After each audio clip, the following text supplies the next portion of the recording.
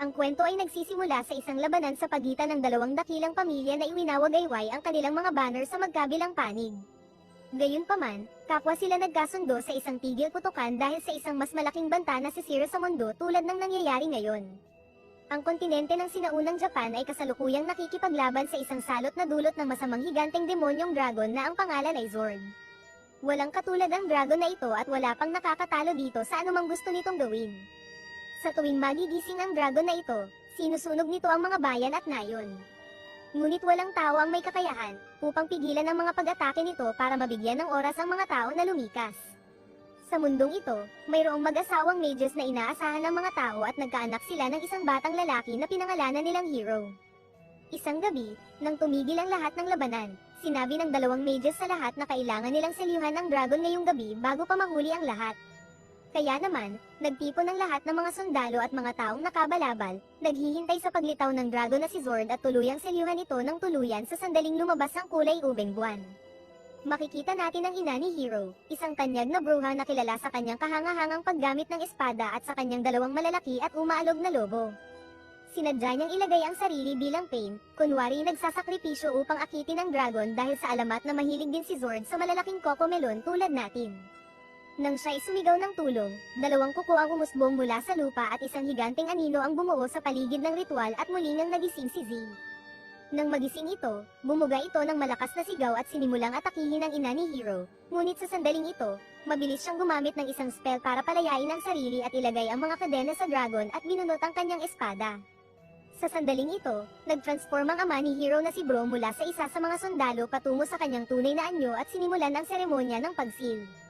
Magkasama silang nagsimula ng proseso ng pagsil na bumubuo ng malalaking proteksyon na bula sa paligid ng halimaw. Subalit, sa gitna ng proseso, tinamaan si Bro ng isang pana sa kanyang likod na nagdulot ng malubhang pinsala, ngunit pinilit niyang ipagpatuloy ang seremonya ng pagsil upang hindi na muling makapaminsala pa ang dragon. Sa kwento ng anime, ginamit ng ama ni Hero ang isang spell gamit ang kanyang kamay upang iligtas ang kanyang anak, ngunit ito ay nagdulot ng permanenteng peklat sa dibdib ng bata at ng dragon. Pagkatapos nito, ginamit ng dragon ang kanyang apoy upang sirain ang buong seremonya, na nag-iwan lamang kay Hero na buhay dahil sa protektibong spell ng kanyang ama. Sa paglipas ng maraming taon, lumaki na si Hero at naghahanap ng paghihiganti laban sa lahat ng nagtaksil sa kanyang ama at nagnanais ding patayin ang dragon na Samira sa kanyang pamilya. Nakikita si Hero na naglalakad sa iba't ibang lugar, nakabalabal at may bitbit na malaking espada sa kanyang likuran. Patuloy siyang naglakad hanggang sa makarating siya sa isang bagong lungsod kung saan lahat ng pumapasok ay sinusuri ng mga gwardya. Subalit, nagulat ang gwardya nang makita ang mga mata ni Hero at pinayagan siyang pumasok ng walang problema, marahil ay nalaman niyang siya ang anak ni Bro. Naglibot si Hero sa bayan, sinusubukang mamataan ng anumang kakaiba, at nakakita siya ng iba't ibang misteryosong nilalang at kakaibang pagkain na ibinebenta. Hanggang sa mapansin ng mga tao sa lugar ang isang batang babae na nag-anunsyo ng pagdating ng isang Panginoong nagngangalang Namboko.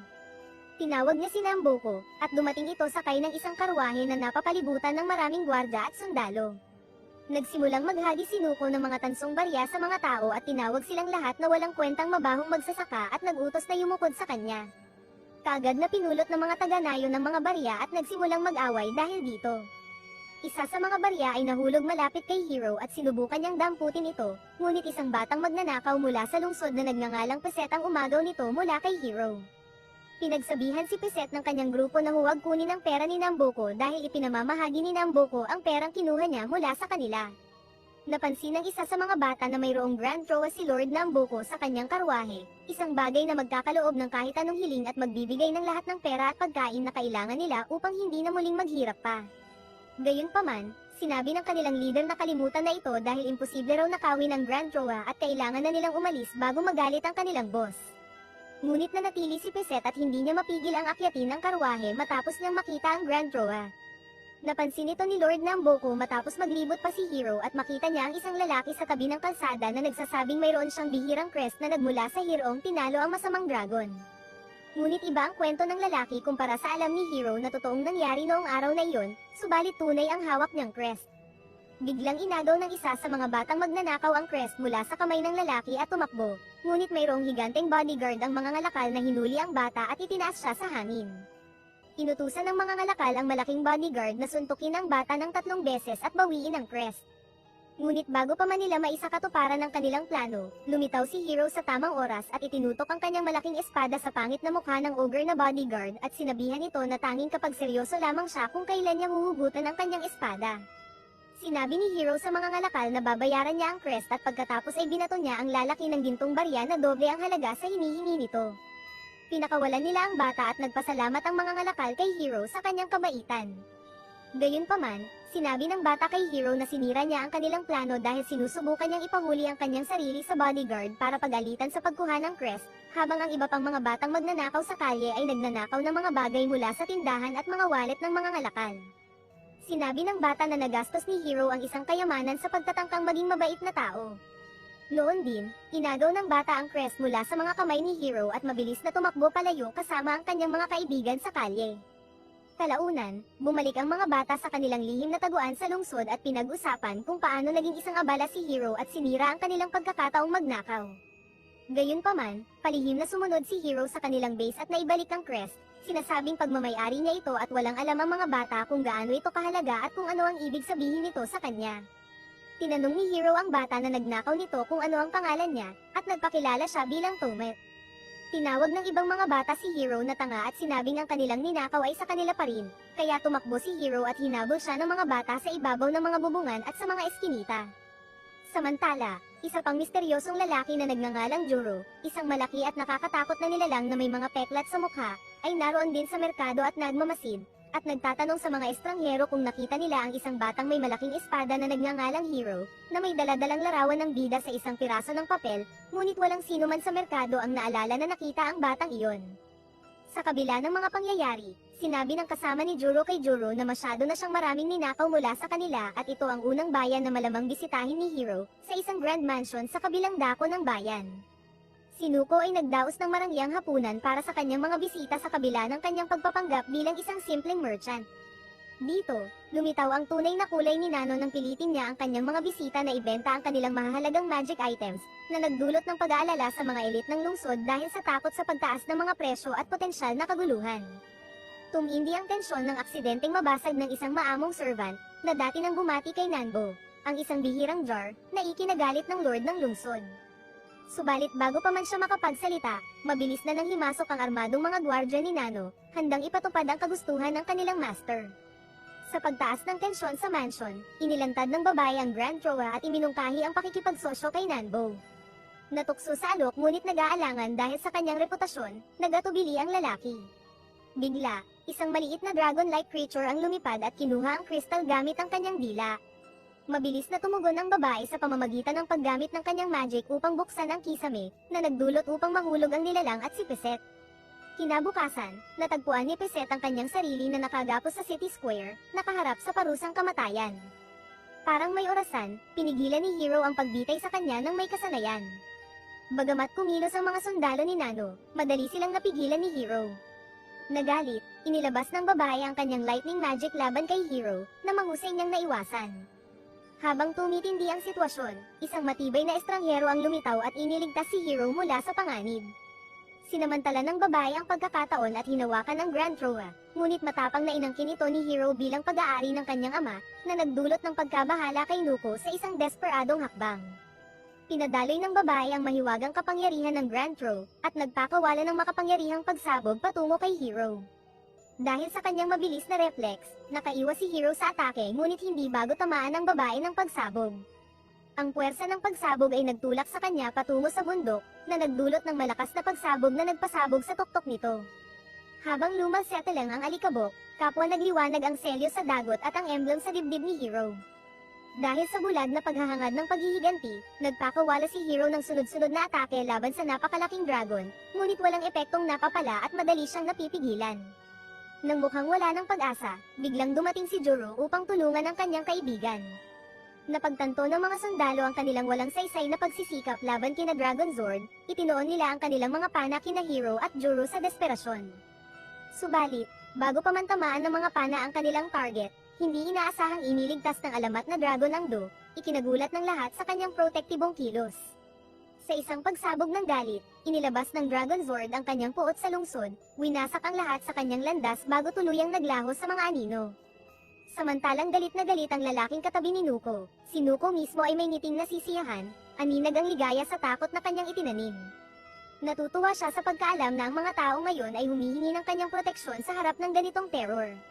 Pagkatapos, lumipat ang eksena sa hideout ng mga magnanakaw kung saan nakahandusay at walang malay si Hiro. Inilahad ni Juro ang mga pangyayari noong 10 taon na ang nakalilipas nang subukan ng mga magulang ni Hiro na aiselyo ang dragon sa buffer zone, na matatagpuan sa estratehikong puso ng 3 makapangyarihang kaharian. Ang ina ni Hiro na si Kizum ay nagsakripisyo ng kanyang kaluluwa upang akitin ang dragon habang si Lord Barrow ay humawak ng kanyang kayamanang pangsilang at tinulungan si Hiro na gamitin ang Sacred Mirror. Kasama ang 100 elite mages, sinimulan nila ang ritual ng silang, ngunit sa kasamaang palad, nabigo ang kanilang mga pagsisikap. Sa kabila ng pag-intervene ni Juro para iligtas si Hiro, ang kanyang mga magulang at lahat ng magicians ay naging biktima ng naglalagablab na itim na apoy ni Dragon Zord. Nang magkamalay si Hiro, agad niyang hinanap ang dragon, hinihimok ng walang humpay na pagnanais para sa paghihiganti. Sinikap ni Juro na pakalmayin siya, ipinahayag na 10 taon na niyang tinuturuan si Hiro at kinupkup siya. Samantala, minaliit ni Tomet ang bagong lakas ni Hiro, ngunit nanatiling matatag ang determinasyon ni Hiro. Tinanong niya si Tomet tungkol sa kinaroroonan ni Nano, ngunit binaliwala ni Tomet ang tanong. Inilarawan niya si Nuko bilang isang masamang arms dealer na nagdudulot ng hidwaan sa pagitan ng mga kaharian para sa pansariling pakinabang, namamanipula ang mga merkado at nagpapabangkarote sa mga merchants sa pamamagitan ng kanyang kalakalan sa Magic Stones. Desididong bawiin ang Grand Troa, itinuon ni Hiro ang kanyang pansin sa paghahanap kay Nanbo. Lumipat ang eksena kay Sharo, na labis na nababahala sa pag-alis ni Nano at naghahanap ng kaiwan. Tumungo siya sa isang magical mirror na nag-uugnay sa kanya sa carriage ni Nano sa pamamagitan ng video call. Hinarap niya si Nuko dahil sa pag-iwan sa kanya sa lungsod, ngunit nanatili itong walang pakialam, pinapahanap sa kanya si Hiro. Habang dumarami ang gutom sa tiyan ni Hiro, nanabik siya para sa isang marangyang pagkain, ngunit pinayuhan siya ni Pal upang na magtipid dahil limitado lamang ang kanilang pondo at ayaw niyang gumastos para sa isang marangyang restaurant. Nakakuha ng pansin ng may-ari ng restaurant ang kanilang pagtatalo, na may hinanakit sa kanila dahil sa paggawa ng eksena laban kay Nuko. Biglang, isang batang babae na may cat ears na nagngangalang Aaron ang nakialam, inaanyayahan sila na sumama sa kanyang brunch. Sinundan nila siya sa isang kalapit na restaurant kung saan sila sabay-sabay na kumain. Naintrigue si Aaron sa naunang gulo sa City Square, kaya siya ay nagkaroon ng conclusion tungkol sa pagkakakilanlan ni Hiro bilang anak ni Lord Barrow, na nag-iwan ng kaba kay Hiro at sa iba pa. Biglaan, umalis si Aaron, iniwan silang nagtataka, lalo na si Palupa na umaasang siya ang magbabayad para sa kanilang pagkain.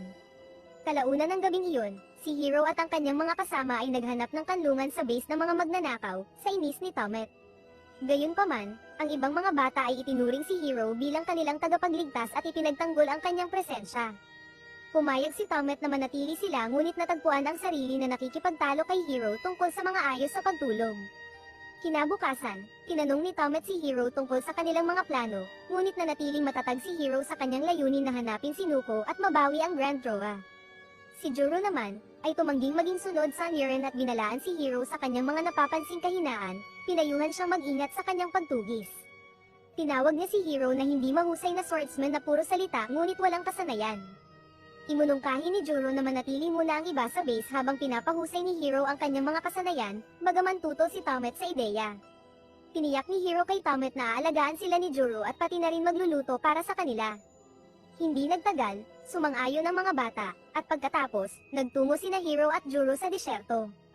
Sa malawak na kalawakan ng disyerto, iminungkahi ni Juro na magsanay si Hiro sa level 1 sa pamamagitan ng pakikipaglaban sa mga simpleng at mahihinang slimes. Ngunit sa tila tuwirang gawain, nahihirapan si Hiro kahit nahatiin lang sila sa dalawa, lalong hindi sila masaktan, ipinapakita ang kanyang kawalan ng kasanayan. Habang tumitindi ang pagkadismaya, biglang lumitaw mula sa mga buhangin ang isang sand dragon, na nakapagpagulat dahil sa nakakatakot na presensya nito. Sa isang desperadong pagtatangka upang makuha ang atensyon, sinubukan ng Hiro na magpakitang gilas ngunit palaging nabibigo ang kanyang mga pagsisikap. Bigla, isang payat na babae na may kakaibang anyo ang lumabas mula sa bibig ng dragon, ikinagulat ng lahat. Lumapit siya sa Hiro at inilapat ang kanyang ulo sa dibdib nito, nagpapakita ng hindi pangkaraniwang pamilyaridad. Bukod dito, matapang niyang ipinahayag ang kanyang nais na samahan ng Hiro sa kanyang paglalakbay, isang bagay na hindi kailanman naisip ng Hiro. Kapansin-pansin ang pagkataranta ni Hanlupa habang ipinapakilala ang kakaibang dalagang si Seido, habang mukhang nabigla ang Hiro.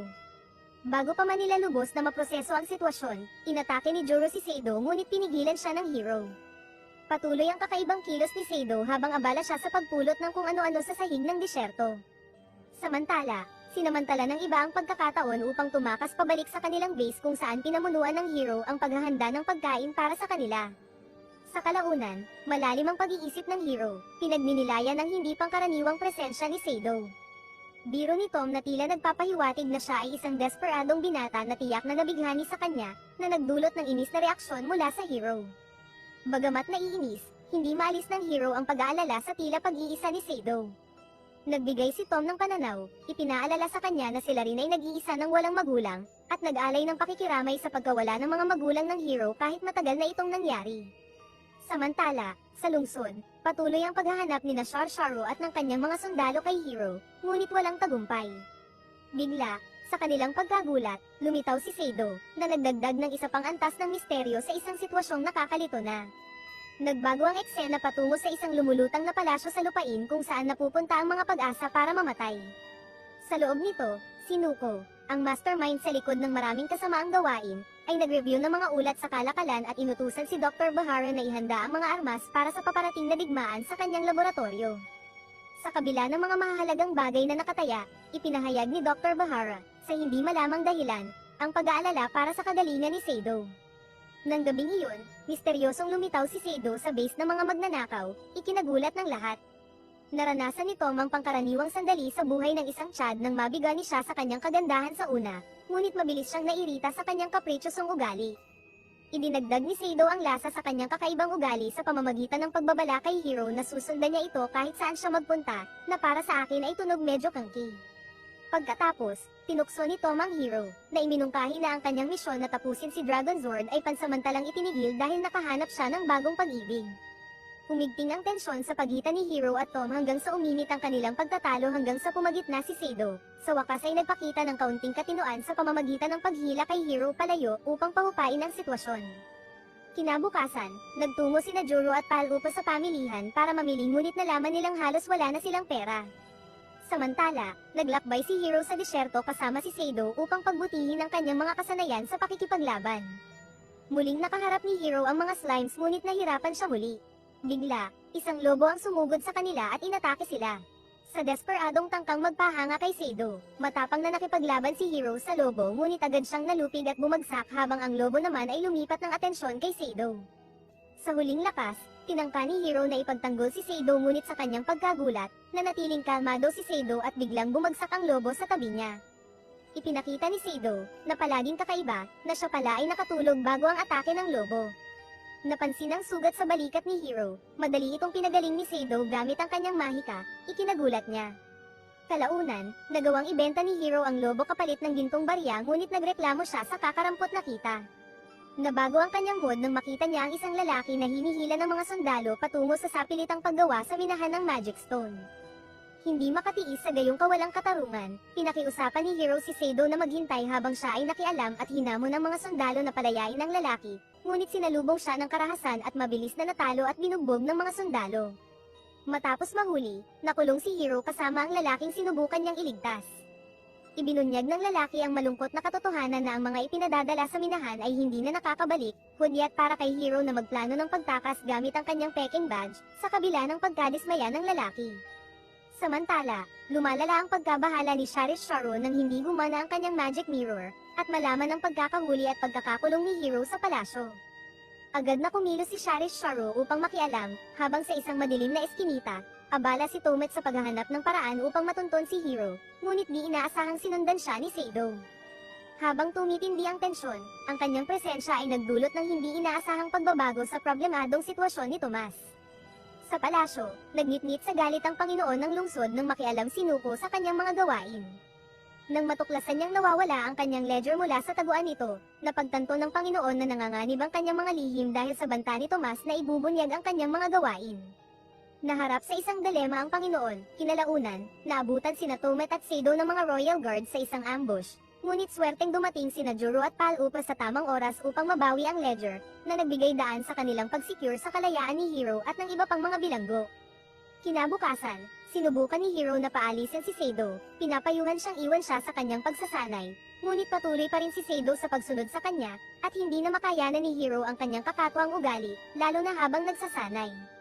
Sa pagtatangkang maglaan para sa kanya, inalok ni Hiro si Seido ng gintong barya para bumili ng pagkain. Samantala, nakatagpo ni Seido si Aaron na nag-alok sa kanya ng imbitasyon sa isang partikular na lugar. Habang nagsasanay si Hiro, nadismaya siya sa paulit-ulit na gawain ng pakikipaglaban sa mga slimes at nagmakaawa kay Juro na umalis na lamang, ngunit sinalubong lamang ito ng isang nakainsultong pagtanggi. Sa kabilang banda, sinamahan ni Seido si Aaron sa isang hot spring kung saan ibinunyag ni Aaron ang mga bulong-bulungan tungkol sa nakapagpapagaling na katangian ng tubig. Nilinaw niya na bagamat kayang pagalingin ng tubig ang mga sugat, hindi nito kayang buhayin ang mga patay. Sa kabilang dako ng lawa, pinagmamasdan ni Sharish Sharo ang kanilang pakikipag-ugnayan, na nakakuha ng pansin ni Aaron. Samantala, natagpuan ni Tomet at Palupa ang isang flyer na nag-aanunsyo ng isang quest na nag-aalok ng gantimpala na 300 gintong barya kapalit ng paghuli sa isang halimaw. May kumpiyansa sa kanilang kakayahan kasama si Juro, nagtungo sila sa lugar ng pagsasanay ngunit nagulat sa nakitang si Juro at Hiro ay naglalaban. Binigyan ni Juro si Hiro ng masakit na katotohanan, sinabing ang pag-asa lamang sa Grand Roll ay hindi sapat upang talunin si Dragonzord. Binigyan diin niya ang pangangailangan na matutunan ng maraming kasanayan, ipinaalala kay Hiro ang pagkabigo ng 100 mages na selyuhan ang dragon. Sumiklab ang inis ni Hiro sa mga salita ni Juro, humantong ito sa pisikal na konfrontasyon kung saan inatake ni Hiro si Juro sa galit, ngunit agad itong nasawatan ng matatag na depensa ni Juro. Nagmadaling lumapit sina Palupa at Tomet sa tabi ni Hiro upang alamin ang kanyang kalagayan habang inihayag ni Juro ang kanyang intensyon na dalhin si Hiro sa Healing Springs para sa paggamot. Habang naglalakbay, pinagmamasdan ng mga gwardya ni Nano ang kanilang grupo papunta sa Healing Springs. Habang nararanasan ni Hiro ang himalang kapangyarihan ng mga springs, nagulat siya sa bisa nito. Samantala, natukoy ni Sharish Sharo ang presensya ni Hiro at nagutos. Sinabi ni Juro kay Hiro na ang kanilang paglalakbay ay higit pa sa pagsasanay. Maraming gawain ang nakaabang at kailangan ni Hiro na magpakita ng hindi matitinag na determinasyon upang magtagumpay. Sa isang senadoryas ni Shasharo, nagising ang mga sundalo at pinalaya ang higanteng octopus, na nagdulot ng kaguluhan habang nananalasa sa lugar at nadakip si Seido sa kanyang landas. Mabilis na umalis si Aaron, iniwan ang eksena habang naghahasit ng lagimang halimaw, umaatake sa lahat sa paligid nito kahit na si Sharish Sharo mismo. Sa isang matapang na hakbang, sumugod si Juro at tinalo ang halimaw, nagligtas sa araw. Samantala, hinanap ni Hiro si Seido at natagpuan siya sa tabi ng lawa. Ramdam ang kanilang sandaling magkasama, maingat na binigyan sila ng privacy ni Palupa at Tomet sa pamamagitan ng pag-alis ng kanilang pansin sa iba pang bagay. Matapos mapakalma ang halimaw, dinala nila ito sa bayan ngunit natuklasan nilang ang paunang anunsyo ay isang panlilinlang na inorkestre ni Shahasharo upang mahuli si Hiro. Hindi nagpatinag, bumuo sila ng plano na ibenta ang halimaw sa mayayamang mamimili, umaasang makakalikom ng pondo para sa paghahanap ni Hiro ng Armadora. Subalit, ang nais na Armadora ay masyadong mahal, kaya napilitan silang magkasya sa mas murang chainmail.